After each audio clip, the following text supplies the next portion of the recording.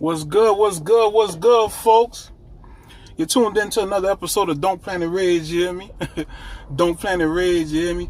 Where we raid people involved in the car culture, the donk game, the car game, you hear me? Shops or the owners of the cars, you feel me? So today we in Miami and we sliding, you hear me? And while we sliding, we just came up on a place over here in Miami where there's nothing but donks in the yard, and it appears that somebody was outside. So I'm about to pull up on buddy, man. I don't know who he is, but I'm about to pull up on buddy. Stay tuned for this one. Oh boy.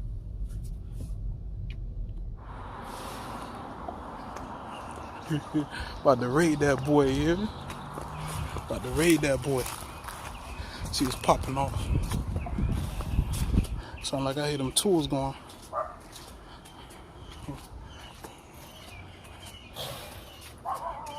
What's good? What's good? What's going on, man? What's up? How you doing? See you hard at work, man. Yeah, always on my day off. Hey, man, we were sliding by, man. We seen the donks out here. Like, man, Donk Planet Raids, man. We got to raid you, dog. Damn it, man. What's good? Up? What's going on? Not much, man. You know what I mean? Just trying to knock these raids out, man. Trying to, you know what I'm saying? Let the viewers know what's going on with the culture. Okay. You know what I mean? So, for the people that don't know, man, tell them what's your name. I'm the Parts House. Parts House? Yes. And what is it you do in the car game or the donk game? Pretty much provide a lot of the parts for majority of guys. Basically everything from the rooter to the tutor. For real? My main target area is 1971 through 76 Chevy Caprice and Impala vehicles. And that's pretty much it. But of course, besides just what they made in 71 through 76, I also provide other things like headers, digital dash, or LS motor, things of that sort. Things that help improve the vehicle from the originality. It could be something as simple as a molding or trimming. Yeah. Or steering column billet kit. So it's various things. It's more than just classic parts from the original vehicles. I also provide more modern things that help improve them as well. Okay, that's what's up. So you take them apart, you break them down, and you sell other parts besides that as well. Correct. Okay. Correct. That's what's up. And where you from? I'm from right here. Miami, Florida? Miami, Florida, originated right here. Been here, born and raised all my life. Born right here at North Shore Hospital. North Shore Hospital? Oh, that's what's up, man. And how long you been working with donks and doing what you do with donks? I actually been working with donks since the age of 16. My brother used to own a paint and body and interior shop back in the days by Expressions on 22nd in Opelika, Florida. And back then, other than my own personal interest, he opened up a shop. Happened to be my last 2 years of high school, and every day after work, that's basically where I went. And hands-on experience is the best experience, and basically I graduated from there. But as far as business-wise, I didn't start business-wise until about 2011-ish, somewhere up in there. 2011. And once I went international with the business, probably was around about 2014. So it's been a while, it's been a run, but I have a little over 25 years of dealing with these vehicles. 25 years? That's been a long time. Yeah, since White Guts. So what inspired you to start doing this? My personal interest, I mean, really coming from where I'm from, my brother was a DJ, and He gave me my first radio, and from radio went to DJ equipment. And when I got 14, 15 years old and I got my own car, went to car audio. That's probably like my first, let's say, trade on a professional level. And of course, as time went on, you know, everything that I pretty much knew as from a child, I incorporated. So, you know, from jumping into my first, you know, vehicle with audio, of course, I got into the other things that went along with completing cars with the way, you know, you would like them to ultimately be. So that took me further into the style of the car, other than just the audio side. So it's been I've been in like every phase of the culture as far as experience. And as far as this 75 we pulled up on you doing, what were you doing to it? This particular one might be familiar. Yeah, I'm looking at it. It look familiar now. Yeah. I see the rose gold on there. I know what car it is. I'm not gonna say nothing if it's not meant to be said, though. Well, I mean, it's not. If you want to say it, you can say it. I'm not gonna say it, but okay. Well, I recognize the car. For the views, this used to be Trick Daddy Dollar's car. Basically, is in my possession now, as you know, as the new owner of it. Oh, wow. And I have other vehicles, but this is one of the ones that I feel like is a treasure for 305 here, and it's a legend. I mean, it's been in videos. It's a vehicle that he focused on, and to a certain extent, I feel like this vehicle played a major role in what the Donk game has come around to be at this point, and I felt like it was something that I personally didn't want to see go. And basically, I obtained it, and basically on my day off, I'm putting in the QT time to try to make it something special, not only just for the culture, but also the representation of 305, what we do down here. Okay. And so this is a 75 Caprice, my favorite year. That's an extra little turn up on it. Yeah. And then also I have vehicles that are like the same year, but I'm going to go ahead and I'm gonna go in on this one because, you know, personally I didn't have to go in, but this is a legend. I feel like it deserves some respect for it. Yeah. So I'm pretty much going to go from the rooter to the tutor with Parts House Parts products, and hopefully it'd be something that deserves his stamp or his signature on it once it's finished. Yeah. And everyone else. But basically what I was doing to this particular car at the moment, I was removing all bolts and any remnants of anything left here for the second phase of the sandblasting. Because on this firewall, we're going to change it up. We're going to kind of re-drop the car. Okay. Because this car wasn't out there like it could and should have been. It's going to be like a little bit of taste of a new and old, but we're going to update the car fully, like shaving the firewall, closing that off. Most likely I'll put a more up-to-date LS motor in it. And basically the real fun for me, it'll be all the detailed, intricate parts of redressing the car, but still keeping a theme of what it was. Yeah. So it's just going to be just a lot of respect to this particular car, for me, personally, for Trick Daddy, and also for 305 and the Donk culture. That's what's up, man. I peeped it when I was looking. I'm like, it's purple, and I seen the rose gold. I say, man, this Trick old car. Yeah. And I see the rose. I see the rose gold mirrors, rose gold door handles. Yeah. But that's what's up, though, man. I'm glad. You know, this car is a legend in the Donk game, and I'm glad that you plan on rebuilding it.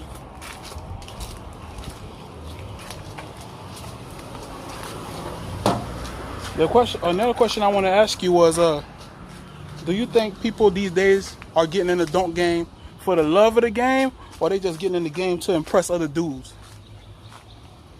Let's see, how can I answer that? Well, one, I would say yes to I do believe sometimes they do it to impress other dudes for whatever reason. I mean, for the most part, that's kind of testosterone driven. I mean, by nature, men are barbaric. You know, should it be in that direction where their boasting should be? Probably not. You know, my generation, we pretty much did it for the chicks, and guys liked it, they liked it, but I mean, the motivation wasn't to impress the other dudes, at least not vocally. Exactly. And I mean, it wasn't that much jealousy involved. So yeah, I have seen that change over the years. A lot of times it leaves a sour taste in my mouth, but being that my identity to the dunk game is business, so I don't really kind of get too emotional about stuff like that. Like I said, I have my own personal opinion. Yeah. But it's good for business. I mean, honestly, I mean, the girls want to get in too. They can battle too. For business, it's good. Yeah. But as a person, all together, I mean, me personally, if the focus is not on the women, then why? Exactly. And another thing I want to ask you is a new thing I started asking people was about donk horror stories, right? So donk horror stories will be something similar to the effect of like you ever had a donk horror story where you either was driving your car so you donked somewhere and it broke down on you, or a donk horror story related to like you took your car to a certain shop. We ain't got to bash the shops, we ain't got to say the shop's name, but you took your car to a shop and they told your car was going to be done by a certain date and they took forever, or another shop might have messed you over, then you had to go spend the same money twice, you know, take it to another shop. You got any donk horror stories for us? Donk horror stories. I know donk horror stories. I mean, honestly, because I pretty much have business with majority of the shops that cater to the donk culture. Let me see, what's a story that I can share? Maybe I can say something about a business that doesn't even exist anymore. I think that's free game. I've heard horror stories of people parts not still being on their cars, or somebody broke into a shop and the rims were stolen, and I've heard plenty of horror stories. I mean, I pretty much heard them all, but I've heard people motors getting switched. Oh wow. And I mean, when I say I hear a lot of stories, I'm not talking about just Miami 305 stories. These stories come from all over. So I don't want nobody to think that I'm just talking about what goes on down here. Yeah. I've heard all my stories evenly throughout the board. Yeah. So I mean, let me explain how I could put this situation. I'm cool with my customers. My customers don't become my customers until they purchase an item from me. Okay. Okay, so now they're like a percentage, they're part of the family now, because I have supplied them with something and they have spent money with me. When you're dealing with businesses and a customer decides that they want to involve themselves with the business owner personally, they put themselves in a position where they now have to deal with that business owner personally. Yeah. That kind of leaves wiggle room for the bullshit if the person is on some bullshit. I understand. Now, on the other hand, if you keep it straight business with a person, they have no way of analyzing the situation with you other than personally. I mean, business-wise. So I say that to say that I'm a very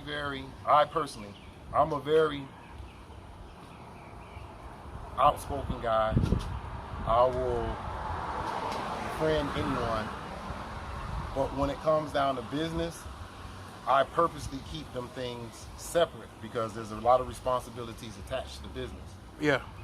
But once you have involved yourself, let's say by purchasing an item from me, so now I have an evaluation of how I can deal with you business-wise. Yeah. But I have no desire to try to deal with you business-wise from a personal aspect.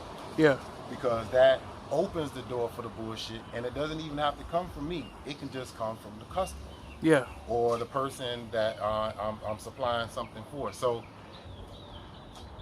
from experience, Mm-hmm. I've learned to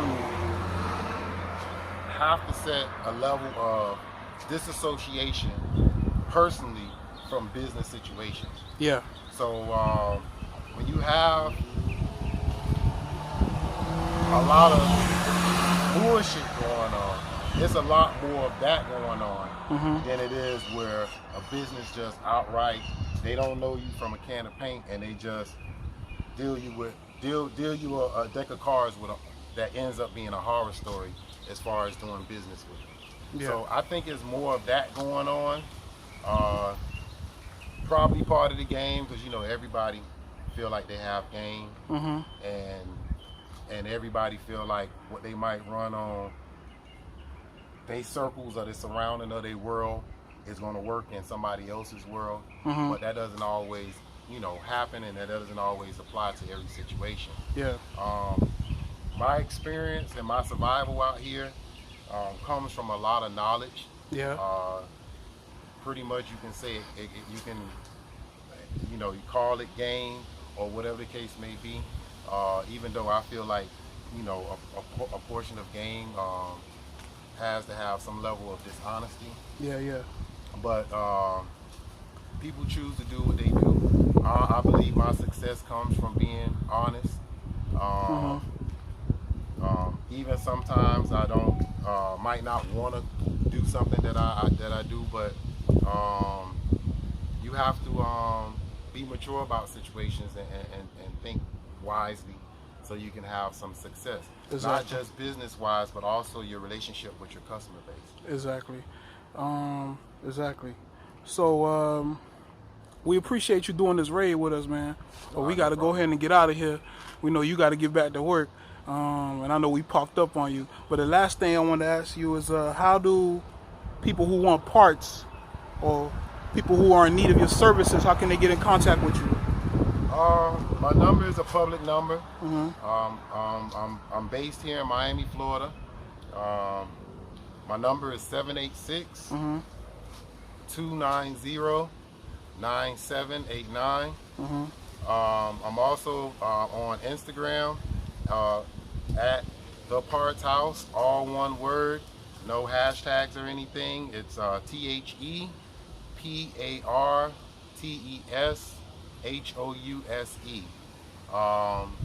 You'll usually see me or my house or parts or my good morning coffee mix, what have you. That's all a part of what I do on a daily basis, and try to keep people informed. That's my Instagram account. Soon I'll be having a website. I haven't finalized the name for it. The website will be a much bigger level than my initiation of starting at my house about 6 or 7 years ago. But there's multiple ways to get in contact with me. I mean, anybody that you know that's attached to South Florida and you let them know that you're looking for me, they can always reach out to me. It's not difficult to find me. Yeah. And you're always welcome to contact me. Okay, man. But yeah, man, that's what's up, though, man. We appreciate you, bro.